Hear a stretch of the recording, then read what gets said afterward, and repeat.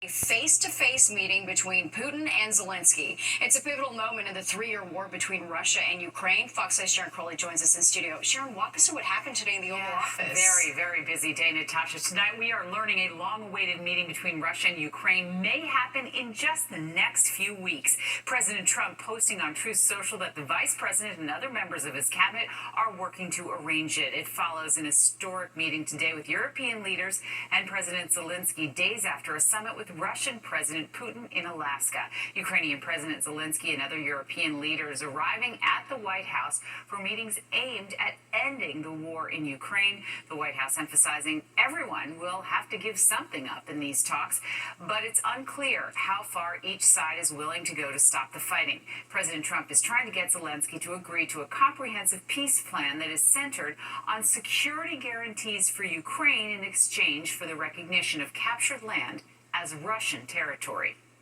I'm optimistic that collectively we can reach an agreement that would deter any future aggression against Ukraine, and I actually think there won't be. Well, European leaders support Ukraine's interests and its insistence on security guarantees as part of any agreement with the Kremlin. It's been 3.5 years since Russia invaded Ukraine, setting off the war. The day of top-level meetings comes in the wake of President Trump's summit with Russian President Vladimir Putin in Alaska on Friday. Now, at a briefing for Ukrainian journalists, President Zelensky said that there is no date determined for a meeting yet with his Russian counterpart. We just confirmed after this productive meeting with the president and then with all our colleagues, with the partners, we confirmed that we are ready for a trilateral meeting. And we learned this evening that President Trump said that he called Russian President Putin to arrange a meeting between Russia, Ukraine, and himself. We don't know when that meeting will be. As you heard, the Kremlin says that call lasted 40 minutes. So it's very interesting times, especially in the next couple of days. It continues. We'll keep an eye on that. Sharon, thank you so much. Well, a moment of silence in Brooklyn, the Crown Heights community holding a vigil after the weekend's mass shooting that killed 3 people inside a lounge. So far, there are no arrests. Fox 8's Linda Schmidt is live near the scene of the crime. Linda, the NYPD is calling this an act of gang violence. Absolutely there, Natasha. And first I want to tell you this. The community out here outraged by this violence. And its crime scene still very active. I'm going to show you here. Multiple police officers still out here. You got the crime scene tape that goes all around the entrance to the lounge. You have multiple NYPD vehicles out here with the flashing lights. And this right here behind me over my right shoulder, this is the entrance to the lounge. Now I want you to go ahead and take a look at the video. Now police are telling us that this is a gang-related shooting, and they are on the hunt tonight for 2 more shooters. Community activists and members of this community in Crown Heights, they came together tonight outside the Taste of the City Lounge on Franklin Street. They rallied for peace and unity. It was about 3:30 in the morning yesterday that the NYPD says 2 gang members just suddenly started firing at each other inside the lounge, and 2 other gunmen then joined in the firefight. In the end, 3 people were killed, including the 2 gang members who police say started the firing, the gunfight.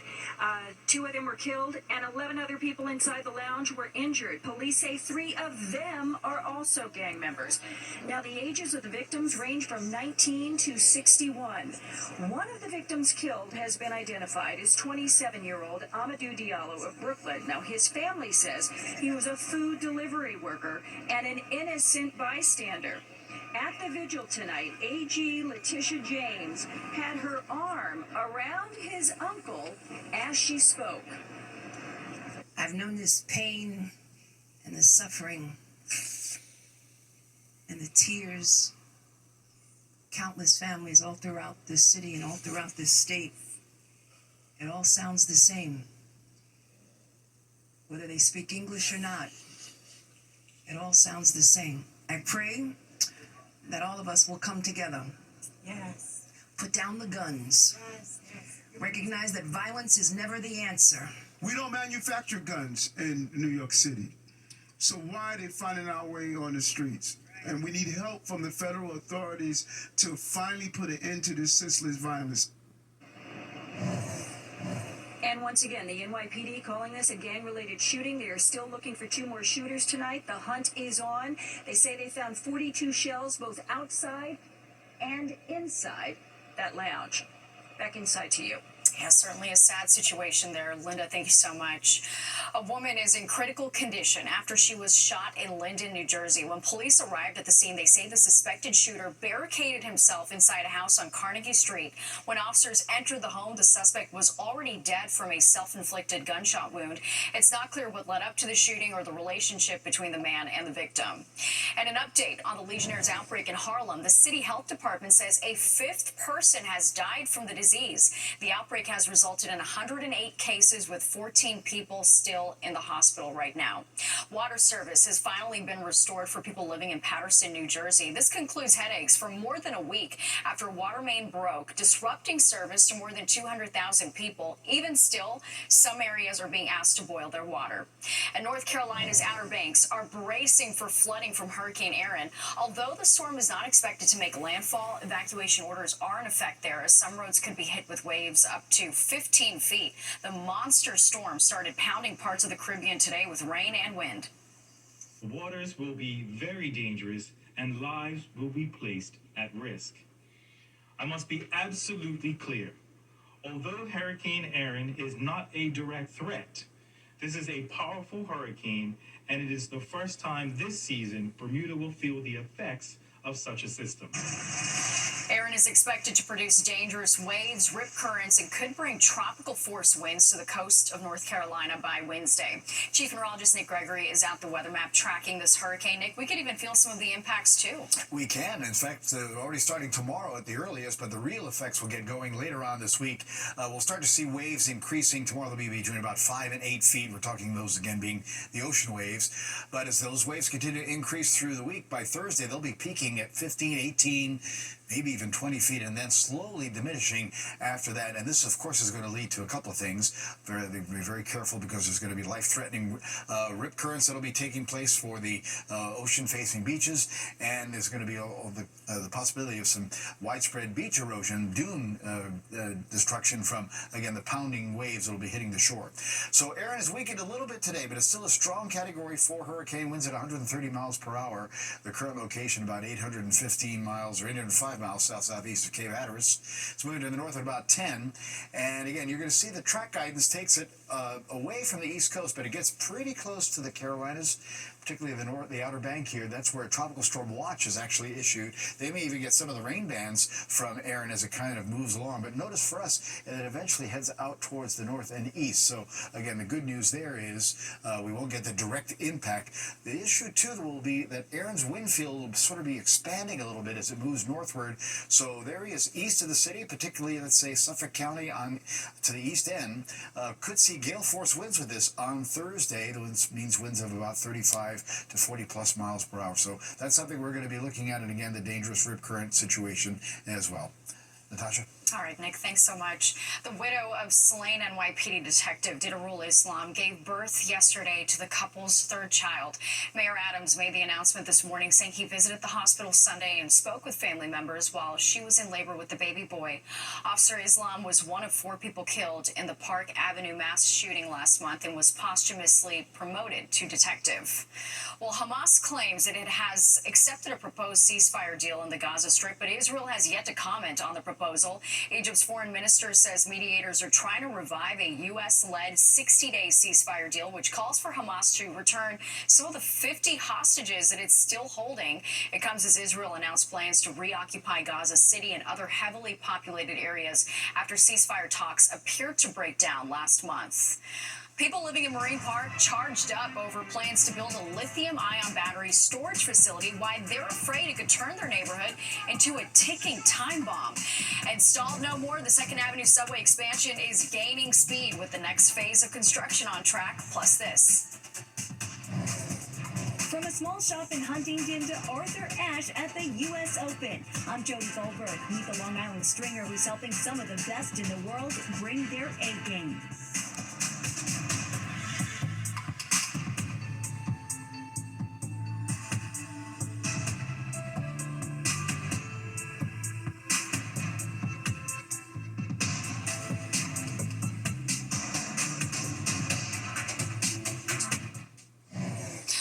back, a new plan to build a facility to store lithium-ion batteries has people living in Marine Park charged up. They actually held an emergency rally tonight to protest that site. Fox 6's Arthur Sheehan joins us live from Brooklyn. Arthur, what are some of their biggest concerns?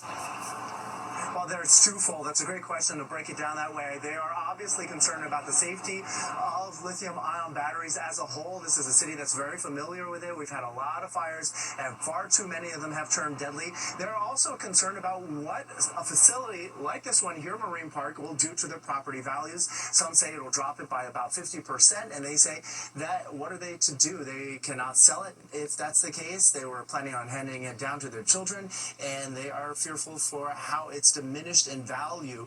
Now, there are a lot of these facilities going up across Staten Island, the Bronx, Queens, and here in Brooklyn, and a lot of communities like this one here in Marine Park are really upset about it. Have a listen in at what some of the people we talked to here tonight at that protest had to say about it.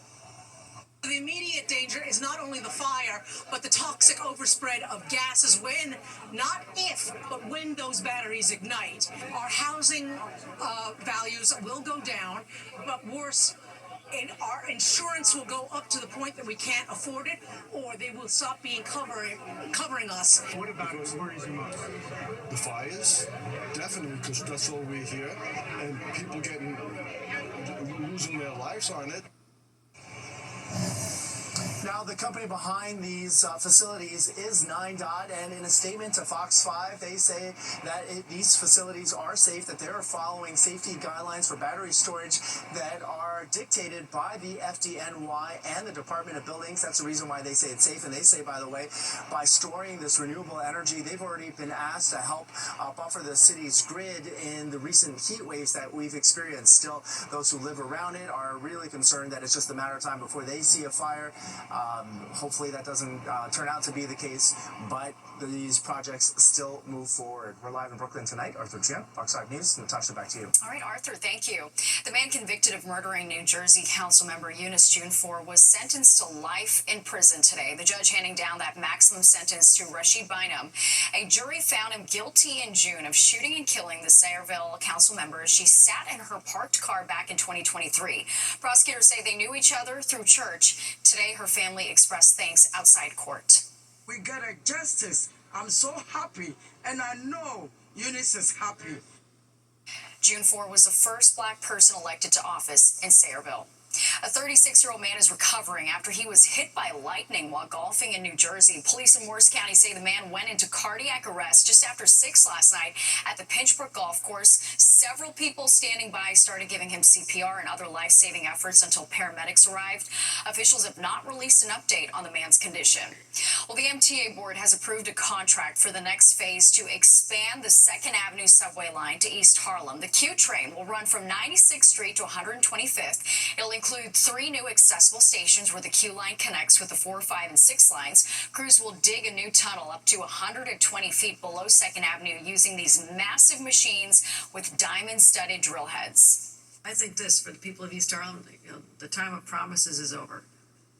We are moving down the tracks as quickly as we possibly can. The boring machine that's going to be used will be able to keep going, whether it's bedrock or soft ground. So that's a rare combination of technological advancement.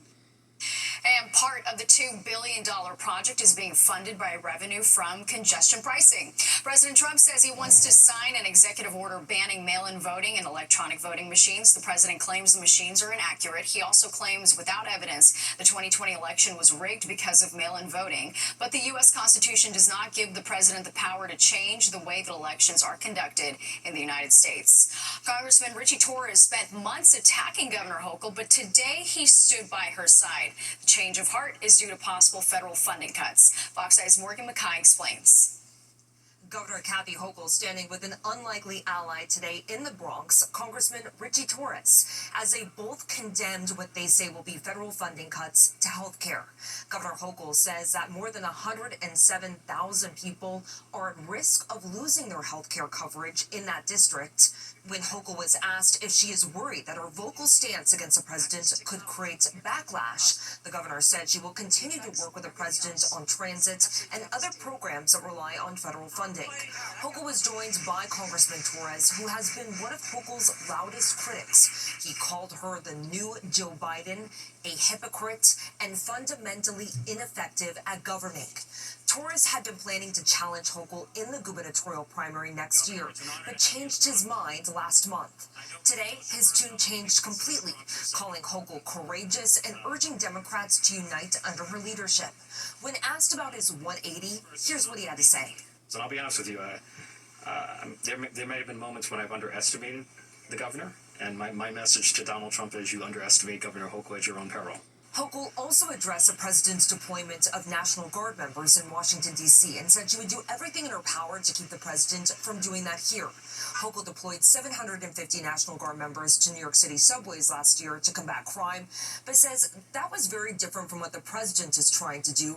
Hochul, for one, controls the National Guard as governor, and two, she also did this deployment in coordination with the mayor and the NYPD.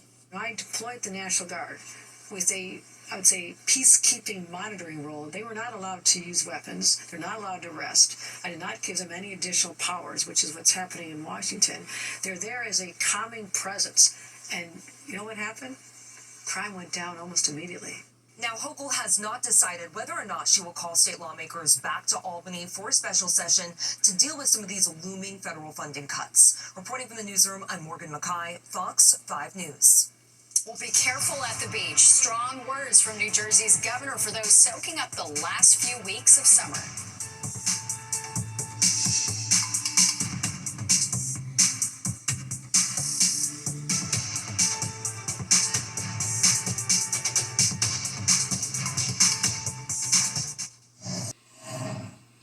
Hurricane Erin is expected to stay east of the U.S., but it's still projected to move north later this week, and that means dangerous surf and rip currents will hit the Jersey shore. New Jersey Governor Murphy says that it is crucial for everyone to pay attention to beach flags and stay out of the water if it is too dangerous.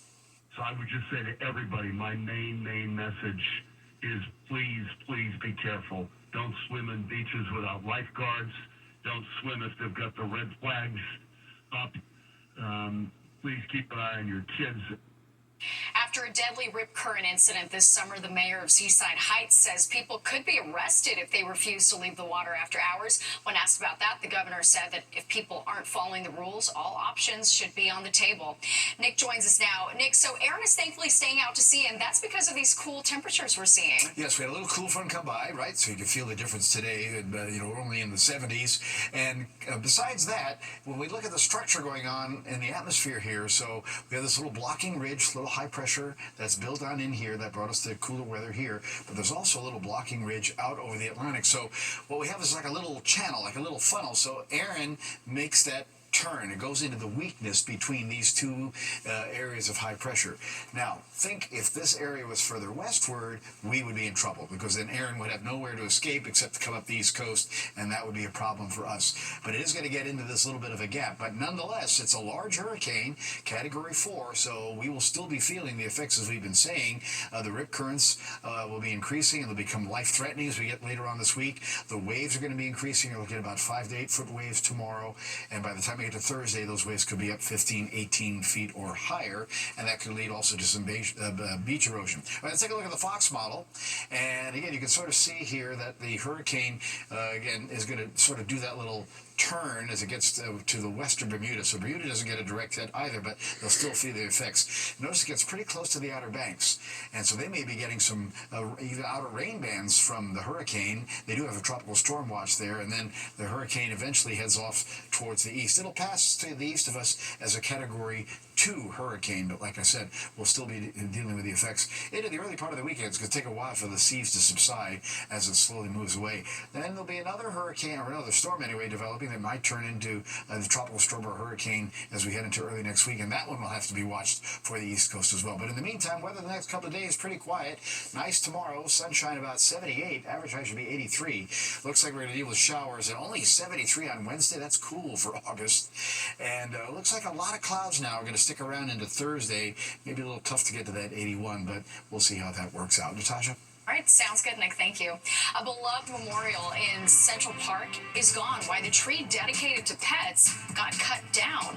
And big moments in the Little League World Series. The team from Connecticut continues on their path to victory. Highlights from tonight's game. And a little later, what do you think about these new words added to the Cambridge Dictionary? Why some are scratching their heads over the online slings. Watching the 10 o'clock news. Heavy hitters in European politics lining up at the White House, meeting with President Trump and Ukrainian President Zelensky. The critical meeting bringing new hope that Russia's invasion could come to an end. Welcome back to the 10 o'clock news. I'm Natasha Verma. The group is looking to strike a peace deal with Russia, and those involved say security guarantees need to be in place to prevent future invasions. Fox 9's Sharon Crowley joins us now in the studio with that side of the story. Very important side, too. It is, and it seems like it's changing by the hour. We're getting even new updates tonight. An historic day at the White House as President Trump tries to end the war between Russia and Ukraine. Now, his team tonight is trying to arrange a meeting between Trump and the two warring leaders. Today's Oval Office meeting with President Zelensky comes just a few days after President Trump met with President Putin in Alaska. Now, Trump is trying to broker a peace deal to stop the nearly 4-year-long war. It means both sides will have to give something up. Ukraine is seeking help from European partners to guarantee security against Russian aggression before any deal can be reached. Now, Zelensky may have to agree, of course, to allow Russia to keep some of the land that it's captured. People are being killed, and we want to stop that. So I would not say it's the end of the road. No, I think we have a good chance of doing it. It's been almost 4 years now that a lot of people were killed last week. A lot of people last week. After today's meeting with European leaders and Zelensky, President Trump called Russian President Putin. That call lasting 40 minutes, and he says that his team is trying to coordinate a meeting between Putin and Zelensky in the next 2 weeks. Momentum European leaders that were in Washington today are also hoping to keep going, Natasha. All right, Sharon, thank you so much for that update. And now to the latest on the race for New York City Mayor Andrew Cuomo and Curtis Sliwa, both hitting the campaign trail today. Cuomo was in Midtown calling out opponent Zohran Mamdani over his past support for decriminalizing prostitution. Cuomo says it would hurt public safety and lead to more human trafficking. He says it's a big concern for business owners along Roosevelt Avenue in Queens, where prostitution has long been a problem for years. In a statement, a spokesperson for Mamdani said, in part, Andrew Cuomo's so-called vision for New York City is the same failed leadership we've suffered under Eric Adams, one that cut millions in funding from sex trafficking survivors. And Republican candidate Curtis Sliwa was in Brooklyn tonight at that rally protesting the lithium-ion battery storage facility that we told you about earlier in the newscast. He's calling on EPA Administrator Lee Zeldin to shut down construction of that site. Now to a beloved pet tree in Central Park. The park's conservancy has cut it down. For more than 40 years, it stood in the Central Park Ramble as a memorial to dogs and other pets who had died. The city says that the tree died because of a combination of environmental stress and wear on the landscape. They say that they're committed to finding a sustainable alternative for honoring pets. An impressive game during tonight's Little League World Series. The team from Fairfield, Connecticut, defeating South Dakota 13-1. Fox 8's Kendall Green is in the newsroom with all the highlights. Hey, Kendall. Hey, good evening, Natasha. Tonight, the Connecticut Little Leaguers, they played in the same time the New York Mets beat the Mariners in last night. And after a pretty rocky start, they went on to dominate. So let's start with some highlights. Let's start with the solid line drive to center field at the top of the fourth. A stand-up triple from first baseman Tommy DeMora. He'll be bringing in a runner that ties the game 1-1. Now later, in the same inning, Jimmy T, the center fielder, hits a grounder to third and gets past a man for a double, bring again a runner. Connecticut takes their first lead of the night. Then they start to find their rhythm. The top of the fifth, the same score. Colin Curley, he pulls one to the left field. That'll put Connecticut up 3-1. And then the fellas, they switch up gears and turn it up a notch. Off the swing, this drive goes deep into right. That shot brings in two runners. Connecticut stretches their lead 5-1. And now Madura hits one on the line to left field, bringing in another run, and that starts to pile on the inning. Now, top of the sixth still, the lefty, Ben Hurst. He puts one in play, and a runner scores as that one drops in left field, and they didn't look back at that point. Borden Dunlap off the 3-2 pitch. This one seals the deal, bringing in Ben Hurst, and that'll dial up the seventh score in the sixth inning. Here's Tommy DeMora summing up that win. It was just great because we had great pitching. by Luca, and I just felt like my swing was on point today, and I had a great day in the cage, so it's just everything worked for me.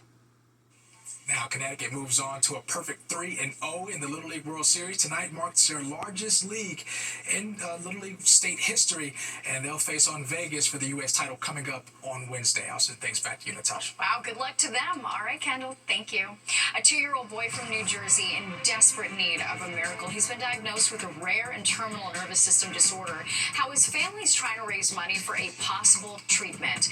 And he's stirring up a racket on Long Island. We introduce you to the man stringing the tennis rackets for players at the U.S. Open.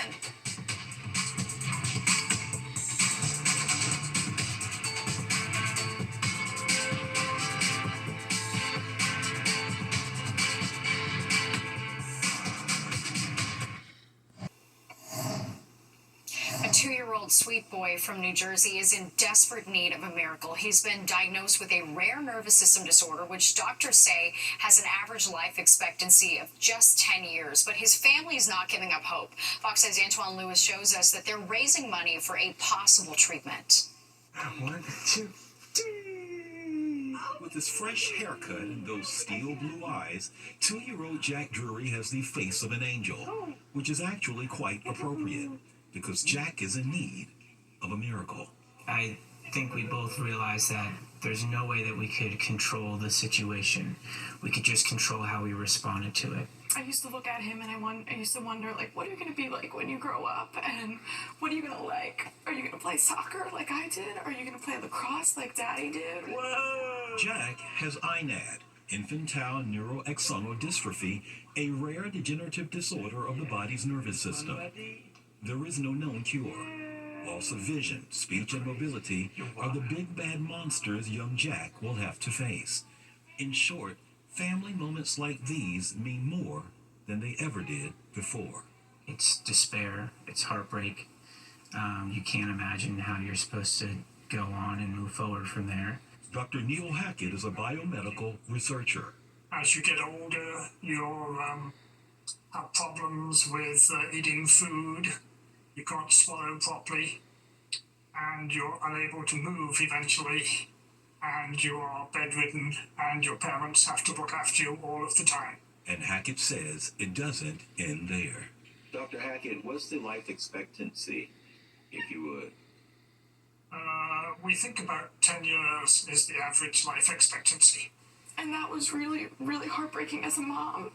You no longer wonder what they're going to be like when they grow up. You wonder how long they're going to live and if they're going to make it to their 5th, 6th, 7th birthday. Looking for others on the same journey led them to the INAD Cure Foundation, a New Jersey-based nonprofit founded to increase awareness of the disease, which includes a gene therapy that's offering hope to children with INAD, but the foundation says drug companies have shown little interest. Because our disease is so rare, the return on investment for a lot of these larger companies wasn't ideal, and so the foundation took on the initiative ourselves. Jack and children like him need a miracle. So Tim and Kelsey started Jack's Miracle Mission to raise the funds to pay the pharmaceutical company that would supply treatment for a clinical trial.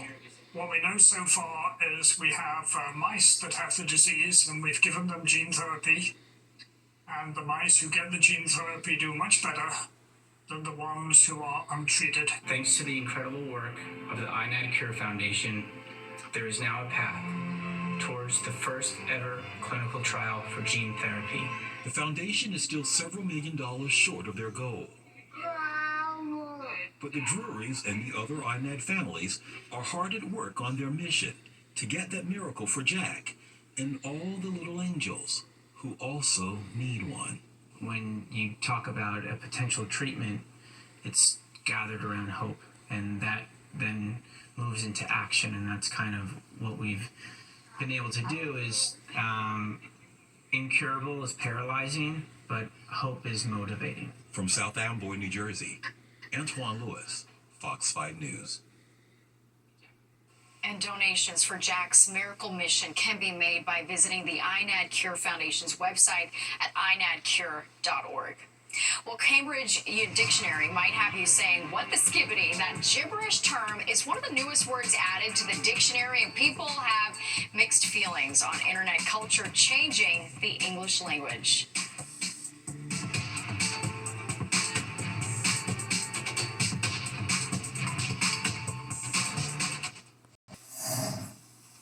Internet culture meets the dictionary. So these are just some of the bizarre Gen Z slang words that are being added to the Cambridge Dictionary. Skibbity, tradwife, delulu, just to name a few. Duarte Geraldino set out to define how the English language is changing. Broligarchy. Have you heard of that one? Heard of bro, not ligarchy. Broligarchy is one of Cambridge Dictionary's newest words. It's used to describe a small group of really wealthy men who hold a lot of political and economic power.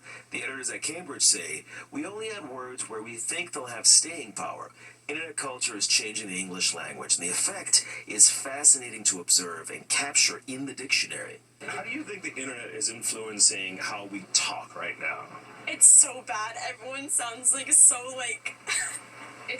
can tell it's affecting people. This update is one of the biggest ever. More than 6,000 new words and phrases, and a lot of them come straight from social media and viral videos. What does it mean, skibbity? I don't even know how to explain it. It's like brain rot for the kids. Because I worked at a summer camp and they all repeated that. And it was just a bunch of weird words that they would say too. Yeah, and then delulu was if you're delusional about someone. Oh my gosh. And those aren't the only ones. The new list also includes tradewife, short for traditional wife. It describes people who post about embracing old-fashioned homemaking roles. There's mouse jiggler, a gadget people use to make it look like they're working online when they're not. And then, of course, green flags and red flags. If you come up to me and ask me about my dogs and showing very kind behavior towards my dog, that's a green flag. I will want to see you again. Oh, I love it. But if you this dog is ugly or something like that, we're just being not very nice to my dog, I'm like, oh, this guy is showing a lot of red flag, not being kind at all, definitely not going to see him again. Linguists say a lot of these words have been around in small communities for years. It's not new that we're getting new words. Language is always in a state of flux. Adam Alexic is the author of AlgoSpeak, How Social Media is Transforming the Future of Language. When a word is trending and influencers see that the word is trending, they capitalize on that trend by trying to use it in a chance to go viral. Then they push the word even more and it becomes even more algorithmically trendy. So whether you're spotting green flags, jiggling a mouse, living as a trade wife, worried about a brolarchy, feeling a little delulu, or just skibbity, these words are now officially part of all of our lives. Duarte Geraldino, Fox 5 News. Nick, after a point, all these words don't even sound like English anymore. I'm sitting there. What does that mean? What? Right? Delulu? Skibbity? What? Well, delulu, you can kind of make the delusional. connection there. Yeah. But skibbity, news to me. I will say that these cooler temperatures are a green flag. Ah, yes, they are. But their red flags will be flying at the area beaches this week when we talk about the dangerous rip currents that are coming our way, Natasha. Quiet evening out there now. We do have some clouds out there. That's really about it. Nice night, comfortable night, too. And look at the temperatures today. 75 was the high. Look at the average, 83. So after last week, we were above average most of the time. We're below average today. We will be again for tomorrow, and probably even on Wednesday, too. 66 the low this morning. 6:09 sunrise down 7:49 now, and my tail is hanging out. Sorry. There we go. 68. Some clouds with an east wind. Humidity at 73%. Pressure's 30-19 steady. And again, it's not all that humid, so it's pretty comfortable. And look at some of these numbers already down 59. Sussex to Poughkeepsie. Low 60s, White Plains. Upper 60s to Bridgeport. Only mid-50s on the east end. And then back to 70-degree weather those you head towards Newark. So wide-ranging temperatures tonight. We'll keep this east wind going at about 5 to 10 miles per hour. Again, no real big deal, except that will keep us on the cooler side, as you see with the highs for today. Only mid-70s. Hartford 77, 78 Newark. We hit 80 at Scranton. We'll only stay in the mid-70s at the shore and extending off towards eastern Long Island. And look at the northeast. Everybody pretty much just in the 70s today, going westward towards State College in Cleveland. Now you start to pick up some 80s. That was down though in Charleston, West Virginia. The 90s are way south there, down in South Carolina. And Nashville hitting at 98.4 today. All right, on the satellite radar view, we've had some showers across southern New Jersey with some cloud cover there. That's not coming our way. We'll keep just some clouds in our area for tonight. If you take a look at the wider view, though, you see some showers and thunder showers located from about Chicago, extending on northward towards the upper peninsula of Michigan. So that system actually now will be playing a role in our weather about Wednesday. We'll have some showers coming in at that point, so something to keep in mind as we look at that. Now, as we look at our futurecast overnight, watch some of these low temperatures. We're talking low and middle 50s. Those cooler spots, North Jersey, Hudson Valley, White Plains 59, mid-60s in town, to about 57 out on the east end. Then for tomorrow, sort of a combination of sun and clouds, but again, with this easterly wind, temperatures are going to go nowhere. Mostly mid to upper 70s. Again, the average high, as you saw, should be in the lower 80s, and we may just only get to 70, 71 on the eastern end of Long Island and down along the Jersey Shore. Now, some clouds will come in tomorrow night, and here comes this system in from the west. Now, we'll be in the low to middle 60s most areas tomorrow night. Humidity goes up a little bit, but the shower threat will arrive, and we're going to be seeing showers here, I think, on Wednesday, as temperatures stay quite cool. Only 71, 72 in the city, and staying in the 60s to the northern and western suburbs. Those showers continue Wednesday night. I think the clouds are going to hold tough for Thursday as well. Meantime, tomorrow, careful, because the winds will be increasing out of the east 10 to 20. Look at the ocean waves now, starting to rise with Erin coming up the east coast. 5 to 8 foot waves in the ocean, and there's a high risk for rip currents tomorrow. Small craft advisory in effect, and remember, these numbers are only going to get worse as the week goes along. UVI pretty high tomorrow at a 9. All right, 63 tonight, some clouds around, and we'll say 50s again in some of those cooler suburbs. Tomorrow, sun and some clouds. A pleasant day overall, comfortably mild or warm, we'll say. Only low 70s as you saw near the coast, and about 78 in the city. 7 days shows clouds and some showers on Wednesday, only 73. Back to 81 Thursday. I might be optimistic on that if we don't get enough sunshine here. May not get out of the 70s one more time. We'll be in the 80s though Friday and Saturday. The showers back, I think, by midday Sunday. They're probably going to last into Monday morning. Natasha? All right, Nick, thanks so much. Well, these days, tennis players hardly break strings, but they still want a fresh set on their rackets. We introduce you to a Long Island man in charge of making sure athletes have the best equipment in the game.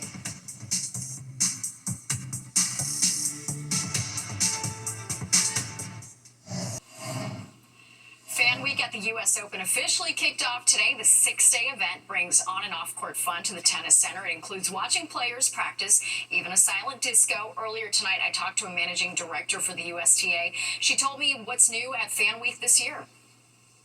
Friday night, we've got our U.S. Open block party. DJ D-Nice will be spinning in the Fountain Plaza. And then we'll cap it all off with Arthur Ashe Kids Day on Saturday. Bring the kids out. You can experience tennis. Again, you can watch players practice.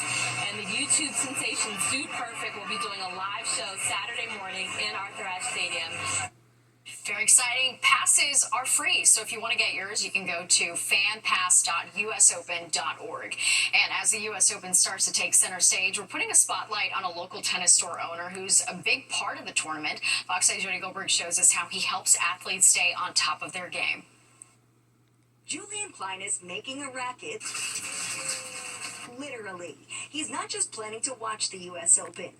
He's among the select few working it.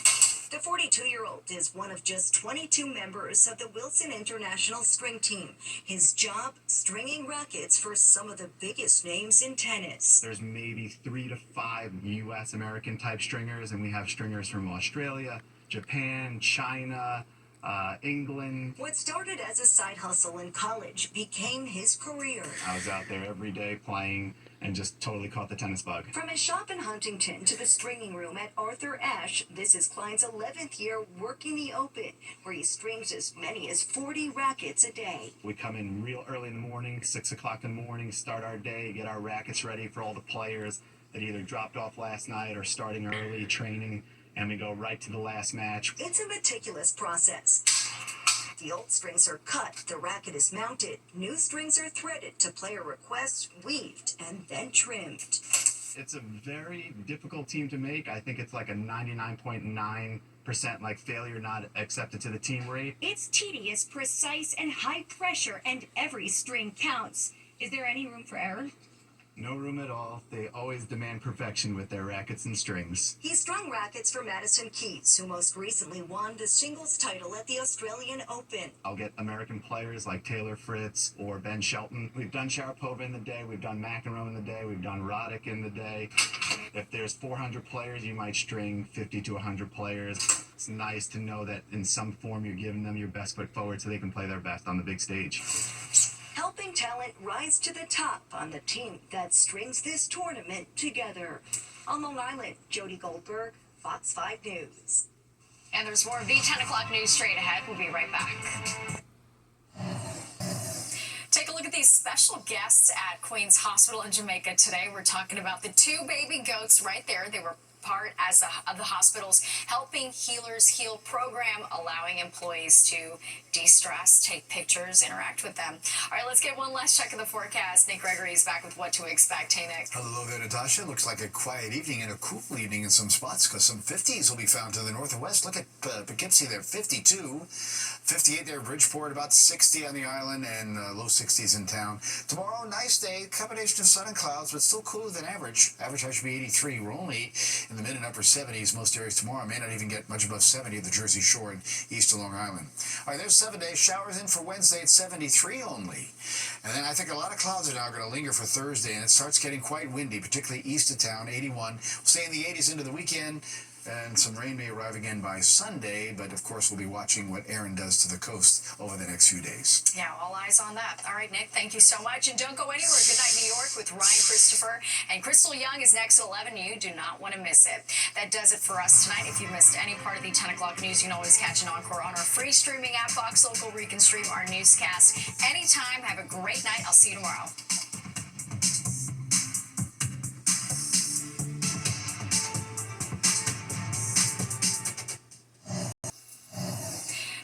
Special guests at Queen's Hospital in Jamaica today. We're talking about the two baby goats right there. They were part of the hospital's Helping Healers Heal program, allowing employees to de-stress, take pictures, interact with them.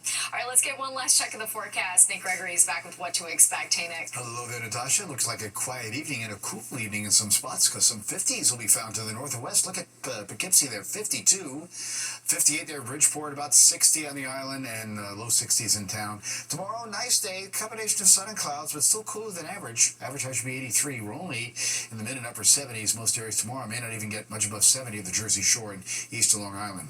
All right, there's 7 days. Showers in for Wednesday at 73 only. And then I think a lot of clouds are now going to linger for Thursday, and it starts getting quite windy, particularly east of town, 81. We'll stay in the 80s into the weekend.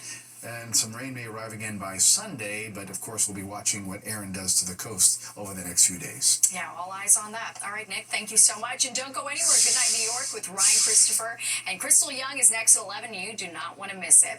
That does it for us tonight. If you missed any part of the 10 o'clock news, you can always catch an encore on our free streaming app, Fox Local, where you can stream our newscast anytime. Have a great night. I'll see you tomorrow.